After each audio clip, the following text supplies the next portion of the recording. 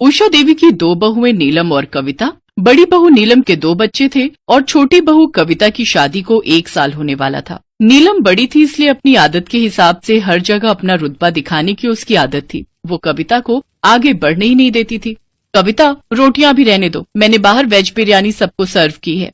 पर भाभी, बुआ जी तो रोटी मांग रही थी, उन्होंने कहा कि वो चावल नहीं खाती हैं। मैंने कहा ना अभी रुक जाओ, रोटियां जरूरत होगी तो बना लेंगे।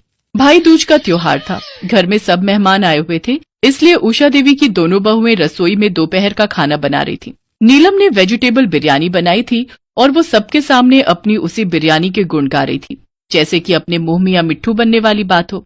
बुआ जी, थोड़ी और बिरयानी लीजिए ना, मुझे लगता है आपको बिरयानी पसंद नहीं आई। नहीं नहीं बहू, तुम्हारे हाथ का खाना तो मुझे बहुत पसंद है, बहुत ही स्वादिष्ट खाना बनाती हो तुम, पर मैं ज्यादा चावल नहीं खाती हूँ। रुको ननद जी, मैं अभी रोटी मंगवाती हूँ। कविता बहू, क्या हुआ, रोटी बनी नहीं क्या अभी तक? मैं खुद ही देख कर आती हूँ।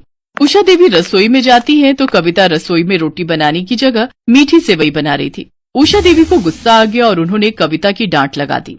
क्या बात है कविता बहू, इतनी देर से बुआ जी रोटी का इंतजार कर रही है और तुम यहाँ सेवई बना रही हो। अरे पहले उन्हें रोटी तो पूरी खिला लेती, तुम्हें पता है कि वो चावल कम खाती हैं और मैंने तुम्हें स्पेशली यहाँ रोटी बनाने के लिए भेजा था। माँ जी, वो नीलम भाभी ने मुझे।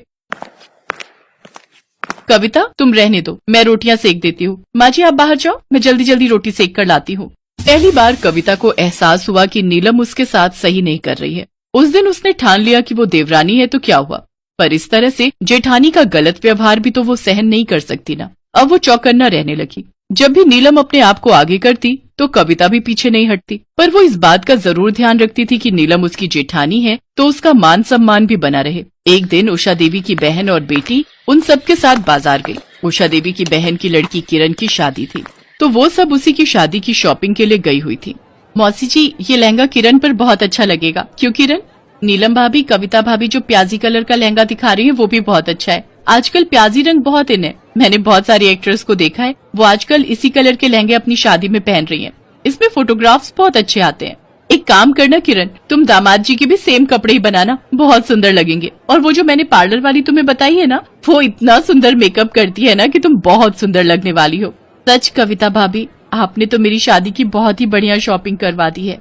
अरे भाभिया होती ही इसीलिए हैं कि अपनी ननद का ख्याल रख सके। सच कविता, तुम्हारी चॉइस बहुत अच्छी है। अरे रितु, ये आजकल के बच्चे हैं ना तो ये हमसे ज्यादा जानते हैं। कविता भाभी, आप सामने मेरे साथ उस शॉप पर चलना, मुझे वहाँ से अपनी जीन्स के साथ अच्छा सा टॉप भी लेना है। नीलम बुरी तरह से चिढ़ चुकी थी क्योंकि सब कविता को ही महत्व दे रहे थे। तभी नीलम का बेटा आइसक्रीम की जिद करने लगता है। मम्मी, मुझे आइसक्रीम लेनी है। Mummy mummy. नहीं लेनी आइसक्रीम, मैंने कहा नहीं लेनी। क्या बात है बहू, बिट्टू को क्यों मार रही हो, किस बात का गुस्सा है? पता नहीं रितु, इसे आजकल क्या होता जा रहा है, जब देखो गुस्से में भरी रहती है। बहू थोड़ा लिहाज करो, ये बाजार है, हम किसी की दुकान पर बैठे हैं। अरे बहू छोड़ो, भी बच्चा है, कोई बात नहीं। आओ देखो जरा, मेरे लिए भी एक साड़ी पसंद कर लो। लाओ, गुड़िया को मेरी गोदी में दे दो। नीलम गुड़िया को अपनी सास की गोदी में दे देती है। वो लोग साड़ी देखने लगते हैं। कुछ देर बाद जब कविता किरण के साथ वापस लौटती है तो उस समय सबका ध्यान बिट्टू की तरफ जाता है। बिट्टू वहाँ नहीं था। बिट्टू, बिट्टू कहाँ गया? बिट्टू, कविता, किरण, तुम दोनों ने बिट्टू को देखा दुकान से बाहर कहीं जाते हुए? नहीं भाभी, दुकान के बाहर तो हमें बिट्टू कहीं नहीं दिखा। रुको मैं देखती हूँ, क्या पता बाहर खड़ा हुआ हो। सब लोग बिट्टू को ढूंढने लगते हैं पर बिट्टू कहीं भी दिखाई नहीं देता। नीलम के साथ साथ सबका रो रो कर बुरा हाल था। तभी कविता के मोबाइल पर एक अननोन नंबर से फोन आता है। हेलो, कौन? चाची मैं बोल रहा हूँ। बिट्टू, चाची मैं अंकल के साथ खड़ा हूँ। अंकल के साथ? बेटा अंकल को फोन दो। जी, आपका भतीजा मेरे पास ही खड़ा है, वो बिल्कुल सेफ है, आप इस जगह पहुँच जाइए। सब लोग घबराकर उस जगह पर पहुँचते हैं जहाँ बिट्टू उस आदमी के साथ खड़ा था। बिट्टू, मेरा बच्चा, तू ठीक तो है ना? हाँ मम्मी, मैं बिल्कुल ठीक हूँ। वो एक चोर अंकल मुझे आइसक्रीम दिलाने ले जा रहे थे, मैं उनके साथ जा रहा था, तभी इन अंकल ने मुझे रोक लिया और उसकी खूब पिटाई की, वो यहाँ से भाग गया।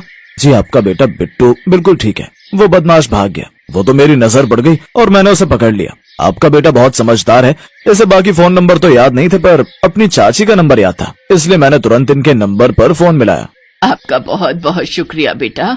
सब लोग बिट्टू को लेकर घर आ जाते हैं। नीलम को सारी बात समझ में आ जाती है। कुछ दिन पहले बिट्टू कविता के साथ बैठा था तो कविता उसे अपना मोबाइल नंबर याद करवा रही थी और बिट्टू को इसमें बहुत मजा आ रहा था। बिट्टू नीलम के फोन से कविता के नंबर पर बार बार डायलिंग कर रहा था।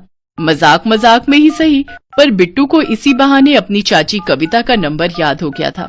ये क्या खेल बना रखा है कविता, पढ़ने वाला बच्चा है, तुम इसे मोबाइल की आदत डाल रही हो। चलो बिट्टू, पढ़ाई करनी है। नीलम को सब कुछ याद आ जाता है और वो बहुत शर्मिंदा होती है। उसकी आंखों में आंसू थे। आई एम सॉरी कविता, मुझे माफ कर दो, मैंने तुम्हें समझने में बहुत बड़ी गलती की। तुम सचमुच सबका कितना ख्याल रखती हो। भाभी, आप सबका ख्याल रखना तो मेरा फर्ज है, और आप सब भी तो कितने अच्छे हो, मेरी इतनी केयर करते हो। मम्मी भूख लगी है बहुत जोरों की। शाम हो रही है, सब लोग घर आने वाले होंगे, जल्दी से खाना बना लो। मेरे राज दुलारी गुड्डे को भी भूख लगी है। भाभी, मैं सोच रही थी आप जल्दी से दाल चावल रेडी कर लो, मैं गरम गरम रोटी सेक लेती हूँ, फिर हम सब मिलकर आज एक साथ खाना खाएंगे। मौसी जी, किरण, आप सब भी खाना खाकर ही जाना।